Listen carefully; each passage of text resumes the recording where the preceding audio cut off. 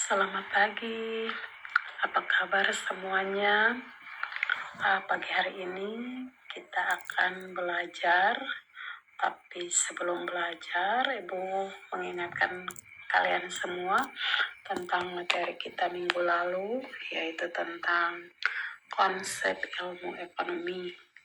Jadi kalau kita berbicara tentang ilmu ekonomi, berarti itu punya kaitannya dengan kebutuhan.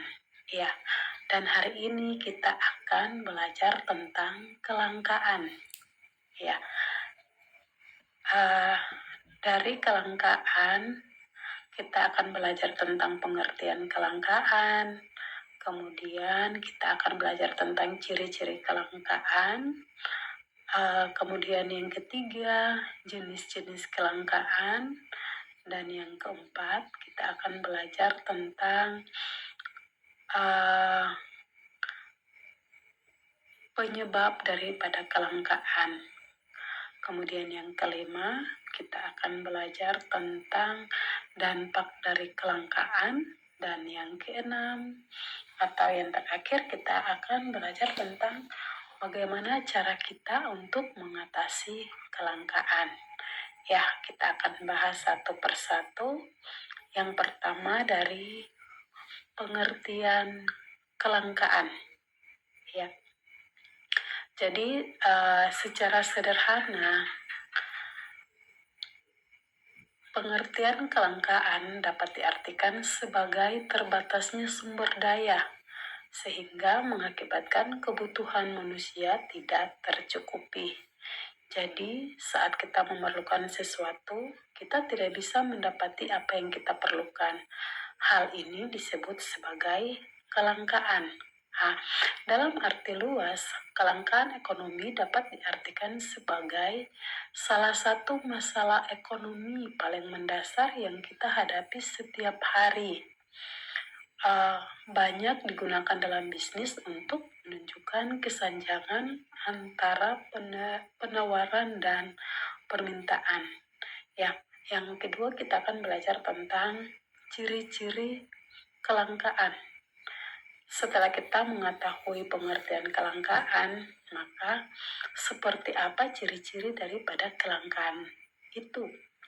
Ya, ciri-ciri yang pertama adalah sumber daya jarang bisa didapat. Bisa juga tidak mencukupi.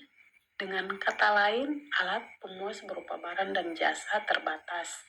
Yang kedua, keinginan atau kebutuhan manusia yang tinggi dapat dikatakan kebutuhan manusia tidak terbatas. Yang ketiga, jumlah alat yang memenuhi kebutuhan manusia sangat terbatas karena tidak diproduksi lagi, sehingga mengakibatkan sulit didapat.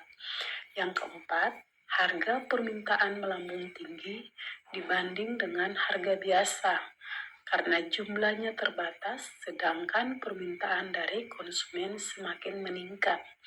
Dan yang kelima, konsumen harus berkorban demi mendapat alat pemuas yang berupa barang atau jasa, bahkan sampai mengorbankan kebutuhan banyak orang untuk memenuhi kebutuhan yang lebih penting. Ya, yang ketiga kita akan belajar tentang jenis-jenis kelangkaan. Ya, apa saja jenis-jenis kelangkaan? Yang pertama adalah kelangkaan sumber daya manusia. Yang kedua, kelangkaan sumber daya alam. Yang ketiga, kelangkaan sumber daya kewirausahaan. Dan yang keempat, kelangkaan sumber daya modal. Ya, yang berikutnya kita akan belajar tentang penyebab daripada kelangkaan. Kita tahu bahwa kelangkaan tidak serta-merta begitu saja.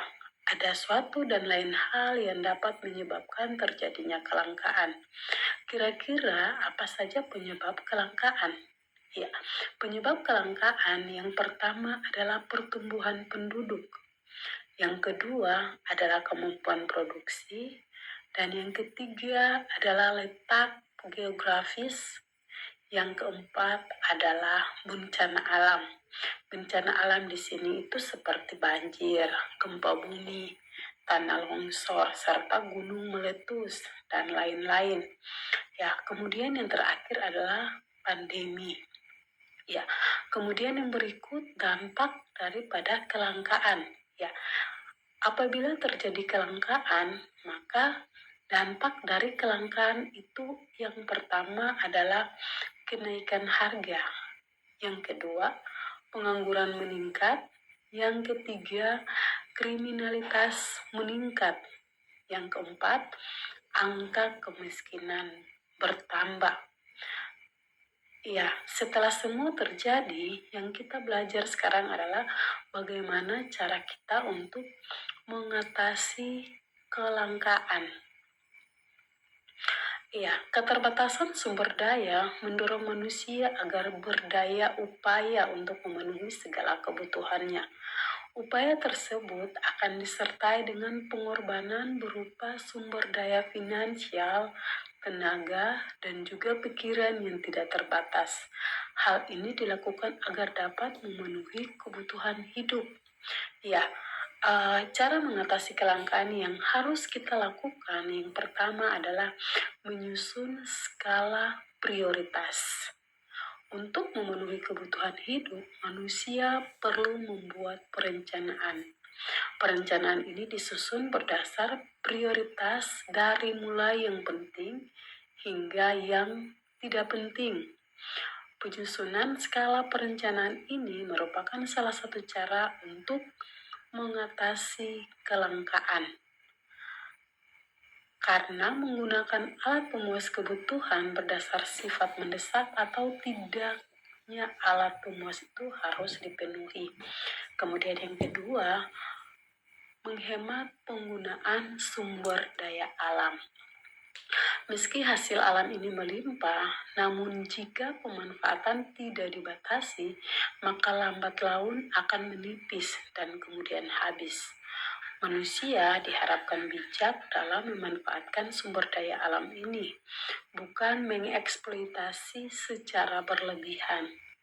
Kita perlu mengingat bahwa bumi, seluruh kekayaan alam di dalamnya, bukan warisan dari leluhur, melainkan merupakan pinjaman dari anak, cucu, dan cicit kita.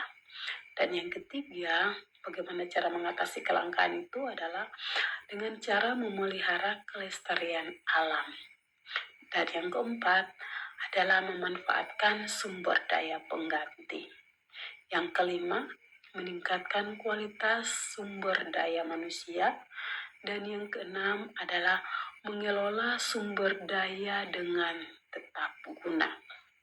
Ya, demikian penjelasan Ibu di pagi hari ini.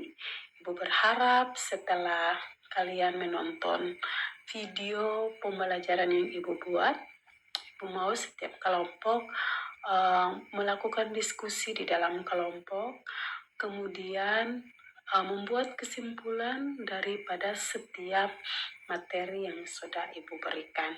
Ya, ini materi kelangkaan dari Ibu. Sekian dan terima kasih. Selamat pagi dan selamat bekerja.